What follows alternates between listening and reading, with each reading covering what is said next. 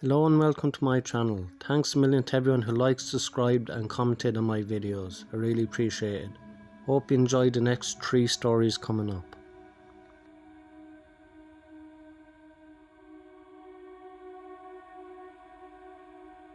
I work in an office building and I would constantly do the night shift since it was the only time it would work out for me. I was just about always the only person on the floor I worked on, possibly in the whole building. There would always be kind of an eerie feeling to being in such a big building with most of the lights out and absolutely no one around. On the upside, it was peaceful and less stressful then. I was able to get a lot of work done. There was this one night though. It was on a Friday night about 2 AM in the morning. I was typing away on my keyboard when I heard a noise from outside my cubicle.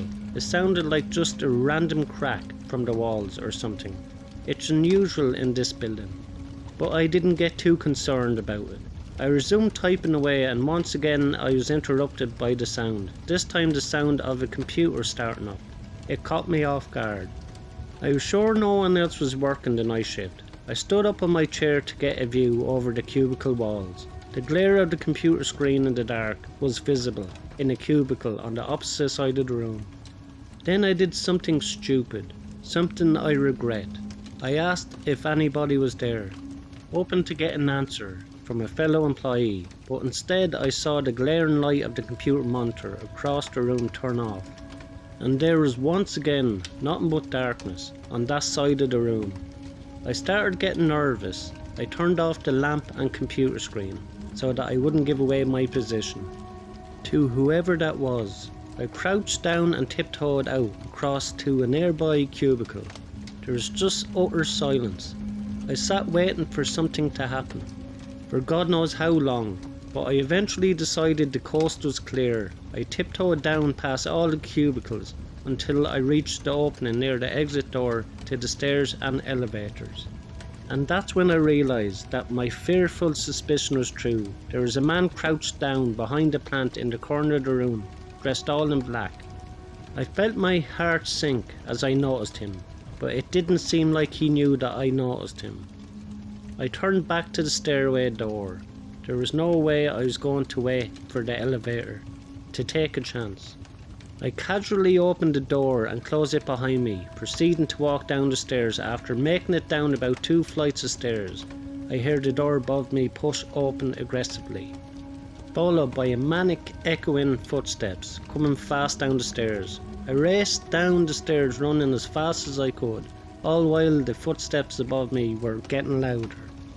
I finally made it to the first floor, raced through the lobby and out the front door. Whoever was in there didn't follow me. I immediately called the cops along with one of my bosses. My boss said no one was scheduled to work except for me. The cops scanned the place from top to bottom. There was no one in there. I couldn't help them out with any description other than he was wearing all black. I did continue to do the night shift for about a week after that.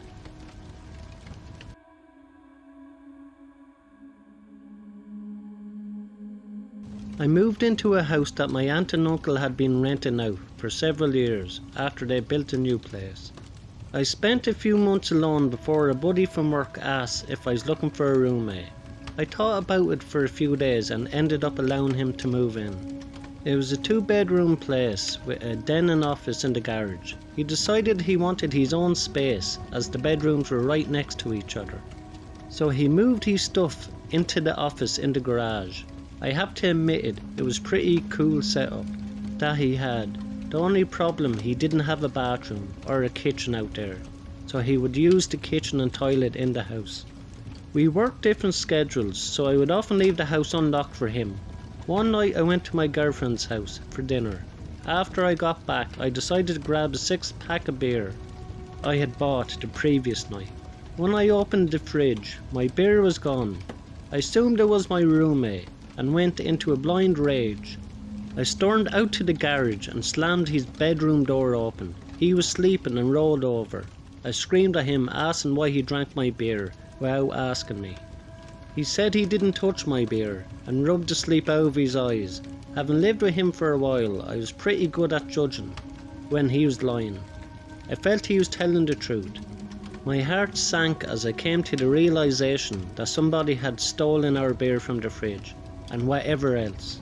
We went back into the house and made sure everything was in its place. The TV was there, all of the furniture. It wasn't until I went into my bedroom and realised my 2,000 quid laptop was gone. We began to panic. My buddy called the cops and we searched high and low for the beer and laptop, thinking I might have misplaced them. We soon gave up and began to search the yard for whoever had done this. We didn't live alone in this house though. There was a room that had been built on several years after the house was built. My aunt's dying mother spent her last couple of years living there, as it was easy for my aunt and uncle to care for her during her sickness. When she died, they began to rent the room out to a strange woman before eventually moving out themselves and renting the rest of the house out. The woman remained there until we moved in, and my aunt and uncle had their concerns with her. They believed she was a drug addict, which became evident to us. During our stay there, she behaved erratically, and we would hear strange noises from her end of the house, all hours of the night. Her brother moved in several months after we did, which was strange because her place was a one-bedroom suite. We figured he just slept on the couch or something. He was even weirder than her though. He wouldn't acknowledge me when I pulled up to the driveway. While he was sitting having smoke, trying to make conversation with the guy was pointless. He basically just stared through your soul. One night he even asked my roommate if he could score him drugs. That night during our search for the burglar, we went out to the garage door, only to find bare footprints in the snow. The footprints led from their suite door to our garage door. We put two and two together and began banging on their door. We said we knew it was him and he better answer the door. Someone inside lifted the curtain and made eye contact with me, which to this day still gives me chills. The cops showed up and took down all our information. They scoured the place and found nothing and no one. We showed them the footprints and explained that the people living there were drug addicts. We gave the officers their names. They ran the names in their cruiser and came back to inform us that the man had a warrant in another province and was convicted of breaking and entering several years back. The cops knocked on their door for several minutes and identified themselves as police officers, but to no avail. They informed us that because the warrant was from out of the province and technically the man hadn't committed a crime, there's nothing they could do.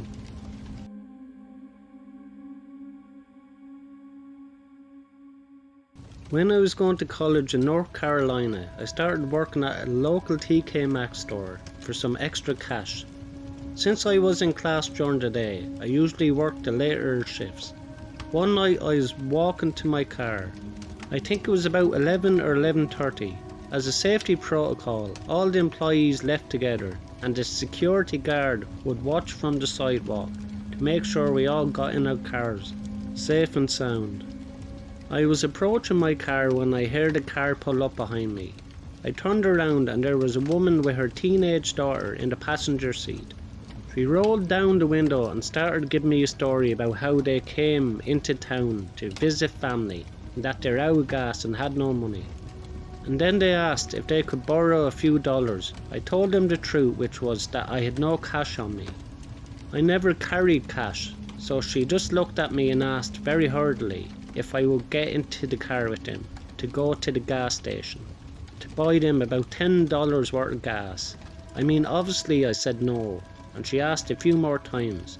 It wasn't until I had said no that I noticed the daughter in the passenger seat had been staring at me the whole time, and she was licking her lips and waggling her finger. At that point I bolted back to the store where the security guard was, because they had pulled up behind my car, so I would have been stuck there.